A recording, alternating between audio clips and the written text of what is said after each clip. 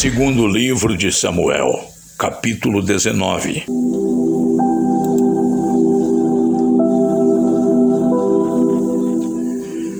Contaram a Joabe que o rei Davi estava chorando e se lamentando por causa de Absalão. Assim, naquele dia a alegria da vitória virou tristeza para toda a tropa de Davi, porque eles souberam que o rei estava chorando a morte do seu filho. Eles voltaram e entraram na cidade em silêncio, como fazem os soldados que fogem da batalha envergonhados. O rei havia coberto o rosto e gritava alto: "Ó, meu filho Absalão! Absalão, meu filho!" Então Joabe foi à casa do rei e lhe disse: "Hoje o Senhor humilhou seus soldados, aqueles que salvaram a sua vida, a vida dos seus filhos e filhas e a vida das suas esposas e concubinas. O Senhor odeia os que o amam e ama aqueles que o odeiam, e mostrou que os seus oficiais e os seus soldados não valem nada para o Senhor. Eu estou vendo agora que o Senhor ficaria muito feliz se hoje Absalão estivesse vivo e todos nós estivéssemos mortos. Vá agora e dê uma palavra de elogio aos seus soldados. Se não fizer isso, eu juro em nome de Deus, o Senhor, que amanhã de manhã nenhum deles estará ao seu lado. E esse seria o pior desastre de toda a sua vida." Então o rei se levantou e foi sentar-se perto do portão da cidade. Os seus soldados souberam que ele estava lá e se reuniram todos em volta dele. E em todo o país eles começaram a brigar. Eles diziam: "O rei Davi nos livrou dos nossos inimigos, ele nos livrou dos filisteus, mas agora fugiu de Absalão e saiu do país. Nós escolhemos Absalão para ser o nosso rei, mas ele morreu na batalha. Então, por que não tentamos trazer o rei Davi de volta?" O rei Davi soube do que os israelitas estavam dizendo, então enviou os sacerdotes Zadok e Abiatar aos líderes de Judá para perguntarem o seguinte: "Por que vocês seriam os últimos a ajudar a trazer o rei de volta ao seu palácio? Vocês são meus parentes, da minha própria carne e do meu próprio sangue. Por que vocês seriam os últimos a ajudar a me trazer de volta?" Davi também mandou dizer a Amasa: "Você é meu parente. De agora em diante, Amasa, você será o comandante do exército no lugar de Joabe. Que Deus me mate se eu não fizer isso." Com essas palavras, o rei ganhou o coração de todos os homens de Judá, e eles mandaram lhe dizer que voltassem com todos os seus oficiais. Davi voltou e chegou até o rio Jordão. Os homens da tribo de Judá foram encontrá-lo em Gilgal, para acompanhá-lo na travessia do rio. Ao mesmo tempo, Simei, o benjamita, filho de Gera, da cidade de Baurim, foi depressa ao rio Jordão para se encontrar com o rei Davi. 1000 homens da tribo de Benjamim estavam com Simei. Também Ziba, que trabalhava para a família de Saul, foi ao Jordão com seus 15 filhos e 20 empregados. Eles chegaram lá antes do rei e atravessaram o Jordão para acompanhar a gente do rei na travessia do rio e fazer tudo o que o rei quisesse. Quando o rei estava se aprontando para atravessar o rio, Simei se jogou no chão em frente dele e disse: "Ó rei, eu peço que perdoe o mal que lhe fiz no dia em que o Senhor saiu de Jerusalém. Esqueça o que eu fiz.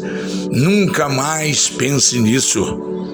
Eu sei que fiz uma coisa errada e é por isso que sou a primeira pessoa das tribos do norte a vir encontrá-lo hoje." Então Abisai, cuja mãe era Zeruia, disse: "Simei deveria morrer por ter amaldiçoado aquele que Deus escolheu como rei." Mas Davi disse: Hoje, ninguém, disse a Abissai e ao seu irmão Joabe: quem pediu a sua opinião? Vocês estão querendo me criar problemas? Agora eu sou rei de Israel e nenhum israelita será morto no dia de hoje. Davi disse a Simei: eu juro que você não será morto. Mefibosete, o neto de Saul, também desceu para ir ao encontro do rei. Ele não havia lavado os pés, nem aparado a barba, nem lavado as suas roupas desde o dia em que o rei tinha saído de Jerusalém até o dia em que voltou vitorioso. Quando Mefibosete chegou de Jerusalém para se encontrar com o rei, este lhe perguntou: Mefibosete, por que você não foi comigo? E ele respondeu: ó rei, o senhor sabe que sou aleijado. Eu mandei o meu escravo arriar o meu jumento para que eu pudesse montar e ir com o senhor, mas o meu escravo me traiu. Ele lhe contou mentiras a meu respeito, mas o senhor é como um anjo de Deus e sabe a verdade. Portanto, faça o que achar melhor. Toda a família do meu pai merecia ser morta pelo senhor, mas o senhor me deu o direito de comer junto com o senhor. Eu não tenho o direito de lhe pedir mais nenhum favor. E o rei respondeu: não diga mais nada. Eu resolvi que a propriedade de Saul será dividida entre você e Ziba. Que Ziba fique com tudo, respondeu Mefibosete.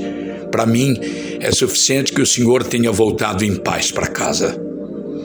Barzilai, da cidade de Rogelim, que ficava na região de Gileade, também tinha vindo da sua cidade para acompanhar o rei na travessia do Rio Jordão. Barzilai era bem velho, tinha 80 anos de idade, era muito rico, e quando o rei estava em Manaim, ele o havia sustentado. Barzilai disse: ó rei, venha para Jerusalém e fique comigo, que eu o sustentarei. Mas ele respondeu: eu não vou viver muito mais, para que eu iria a Jerusalém como o senhor. Já tenho 80 anos e não tenho prazer em mais nada, não sinto gosto do que eu bebo e já não posso ouvir a voz dos cantores. Eu seria somente um peso para o senhor, rei. Não mereço uma recompensa tão grande como essa. Eu irei com o senhor só até um pouco depois do Rio Jordão. Deixe-me voltar para casa e morrer perto do túmulo dos meus pais. Mas aqui está Quimã, o meu escravo. Leve-o com o senhor e faça por ele o que achar melhor. O rei respondeu: eu o levarei comigo e farei por ele tudo o que você quiser. E farei por você qualquer coisa que me pedir. Então Davi e toda a sua gente atravessaram o Rio Jordão. Ele beijou Barzilai e lhe deu a sua bênção, e Barzilai voltou para casa. O rei atravessou o rio acompanhado por todos os homens de Judá e pela metade dos homens de Israel. Dali foi para Gilgal e Quimã seguiu com ele. Então, todos os israelitas foram e disseram a Davi: ó rei, por que é que os nossos irmãos, homens de Judá, se acharam com o direito de trazer o senhor, a sua família e a sua gente para este lado do Rio Jordão? Os homens de Judá responderam: nós fizemos isso porque o rei é nosso parente. Será que isso é razão para vocês ficarem zangados? Será que o rei pagou pela nossa comida ou nos deu alguma coisa? Os israelitas disseram: nós temos 10 vezes mais direitos sobre o rei do que vocês, embora ele seja seu parente. Por que é que vocês fizeram pouco caso de nós? Afinal de contas, nós fomos os primeiros a falar de trazer o rei de volta, mas a resposta dos homens de Judá foi ainda mais violenta do que a dos homens de Israel.